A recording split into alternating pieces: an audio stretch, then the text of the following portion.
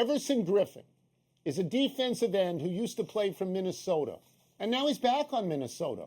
But while Griffen was gone this past January, Griffen tweeted this. This is a direct quote. "Kirk Cousins is ass. Thank you." What? Griffen followed that saying, "Ask Zimmer if he wanted Kirk." Now, Griffen says he plans to apologize for this public indiscretion. Pablo, are Griffin's tweets a big deal, a little deal, or no deal? It's a big deal because we got you to say that quote on ESPN. That is amazing, Tony. The reality, though, is that he is not the first person, Everson Griffen, in that locker room to think that Kirk Cousins is butt, that he's rump, that he's posterior, whatever synonym we can now say.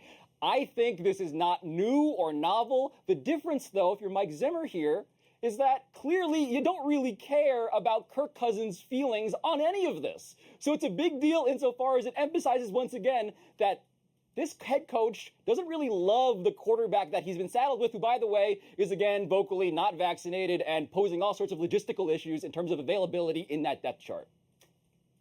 So I'm thinking that you can carefully manage this inside the locker room. I'm thinking that Griffen will say to Kirk Cousins, it wasn't really personal. Not personal. It was because you made an awful lot of money and I was jealous of the money. And then Cousins will say to him, I completely understand that and I forgive you, and we move on. And that's what will be said publicly. And privately, Griffen will affirm everything he said in that tweet or text or whatever it was. And Cousins will say, I hate this guy's guts. So publicly, you won't hear a lot about it. What is interesting to me is if I were the lead columnist at the Minneapolis Star-Tribune, I'd write this every single day. I'd go to the GM and I would say, how could you take this guy back? He believes every word he said. He tweeted that out to you specifically, to the team. He hates the quarterback. How could you take him back? Tony, forget you being the columnist in this metaphor. What if you're Kirk Cousins? What if, because you are someone who likes to hold a certain grudge. If I had tweeted Tony Kornheiser is bleep, right? Thank you. How would you react in that circumstance?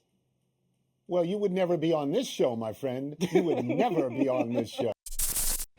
Thanks for watching ESPN on YouTube. For live streaming sports and premium content, subscribe to ESPN+.